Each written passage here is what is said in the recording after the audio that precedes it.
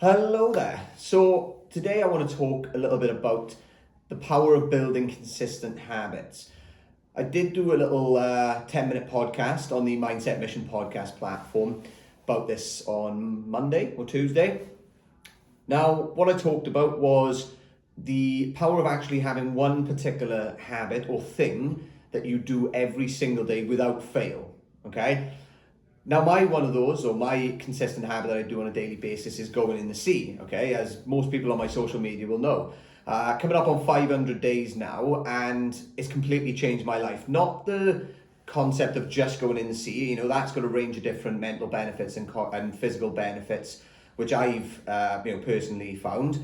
But the actual act of doing something every single day on a consistent basis without fail can completely transform your life, okay? And the reason it does that is because when we are consistent at something, we're not only getting the self-esteem boost that we have from overcoming the days where we really don't want to do those things, and maybe it's a bit of a challenge, trying to fit it in with a busy schedule, for example. But also, when you see the days racking up and, you get to 10 or 20 or 50 or 100 days straight of doing this particular thing, you start to notice this really profound difference within your personality, okay? Because let's say it's meditation, for example, okay? Let's use meditation as the key example in this video. Meditation, we know, has got a calming effect on not just your physiology, but your mind as well. So it calms you down, slows the rate of thoughts. It can lower levels of stress. It can lower levels of anxiety and things like that through the breath work. And there's a range of different other benefits that you can get from it. But if you do 10 minutes of meditation, you'll get 10 minutes worth of benefits. You'll get those little differences in the moment, and it might set you off for a good day, or it might finish your day off in a really positive way. But if you were doing let's say you do a meditation challenge, okay, so you say, right, I want to do meditation for at least 5 to 10 minutes every single day for the next 100 days in a row. After a week, you've got 70 minutes if you've done 10 minutes per day. So that's 70 minutes worth of meditation, okay? That's quite a long time. If you were to meditate for 70 minutes in one go, you would be pretty chilled out, You'll probably end up falling back asleep. But you're going to feel great from it, okay? It's going to relieve a lot of stress. It's going to calm you. It's going to, your body, your central nervous system, all that kind of stuff. And if you are doing that incrementally over the course of weeks, months, and eventually years, that amounts to you being a completely different individual. The reason it does that is you start, finish, and go about your day in a completely different manner when you've done things like meditation or the sea dips, for example. I honestly find if I haven't been for the sea dip first thing in the morning, even if I have a cold shower, and go about my day as normal, doing training and all that kind of stuff, I feel great. But there's something missing. I notice, the difference that I get physically and mentally from going in the sea. There's just there's little edges missing, okay? And once I go and I get in the sea, I'm like, right, there we are. It's that I know what was missing. That was it, and I feel great now. And it's not just about the sea. Like I say, once you build up a consistent routine of whether it's meditation, whether it's journaling, whether it's going for a walk, 5-10 minutes, or even longer in the mornings or the evenings. On the days where you don't end up doing it, you'll notice the difference, okay? And like I said, that difference is quite profound when it becomes habitual, when you're doing it over the course of a long time. So consistent habits, why are they important? Why do we want to strive to build consistency within our habits? It's the momentum that you get from it, okay? Now, there's a book, actually, I'll recommend, first of all, gives more context to this. It's called The Compound Effect by a guy called Darren Hardy.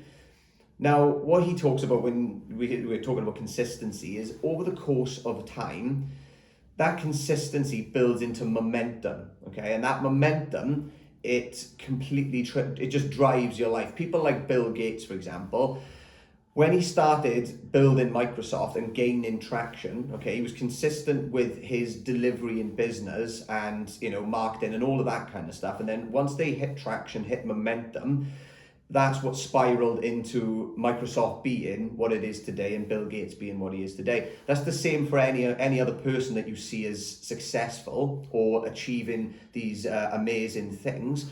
They've hit that momentum from being consistent with a few different things. Now, the point I made in the podcast is you don't have to be consistent with everything, okay? I'm not consistent with everything. I'm striving to be, and it's that continual striving to become better at it or becomes consistent with it that keeps life exciting, okay? Because there's always room for improvement, and it's the that little margin for improvement which keeps us ticking over, keeps us progressing. If we got it nailed down after day one, we're probably going to get pretty bored. If we're just nailing things down like that, no problem at all. And I envy people who can do that, but I'd imagine it gets pretty boring because it's the challenges you meet along the way and the overcoming of those challenges which makes that consistent habit, once you've established it, taste even better. The whole concept of it. So the sea dipping for me, there's days where it's really challenging, but once you overcome those particular days, those really challenging days, it's the reward you feel then when the days are flowing nice and easy. You're like, do you know what, I've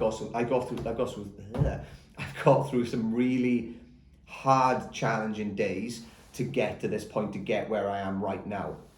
So if what I would recommend, and what I've said in the podcast as well, I'll say again here, try and focus on one particular thing that you want to do every single day without fail. Don't worry about trying to integrate 10, 15, 20 different habits. Even if you want to do them all at some point, like meditation, journaling, drinking 2 litres of water a day, 3 fruit, spending time in the sunshine and in the daylight, going in the sea, whatever all those things are, right? Most of those are mine, but I'm not perfect with all of them. I try to be, and I make an effort to try and get a little bit marginally better every single day.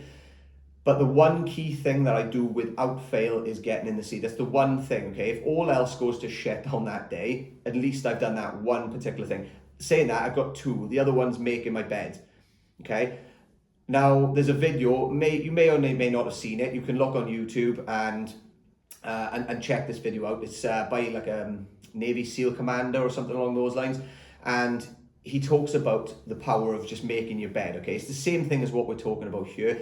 The power of making your bed is that one consistent, small, and almost seemingly insignificant action that you do every single day.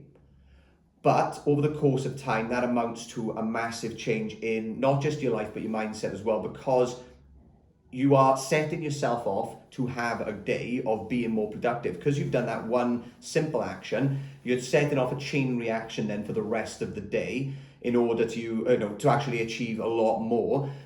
But if you don't do anything else on that day, once you get to the end of the day, you go home, you go back to a freshly made bed, and that can really end your day on a positive note, ready to then go and attack it the next day, okay? So what I want you to do from this video, your homework, is figure out what that one particular action is that's fairly simple, fairly easy to do. I would say that is a good one to start with, but also something that's really meaningful, something that's positive, and something that's potentially going to add value to your life, okay? Otherwise, there's not, if it's going and watching half hour or an hour of Netflix, it's probably not going to fit the bill. A good one that you could do is just switch into listening to a podcast or an audiobook on the drive to and the drive home from work, okay? So it's a slight shift of what you're already doing, maybe listening to the radio or music.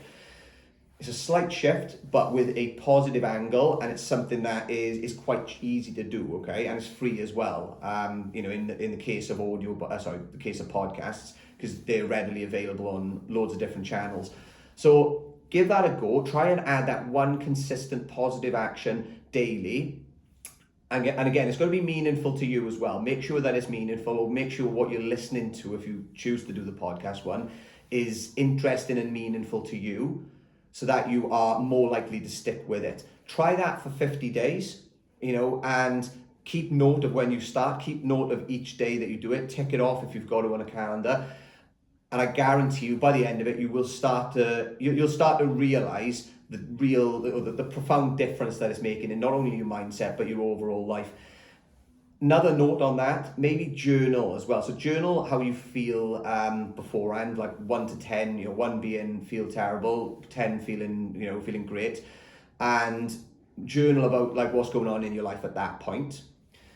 And then maybe journal once a week, something along those lines, over the course of the 50 days or however long you choose to go for.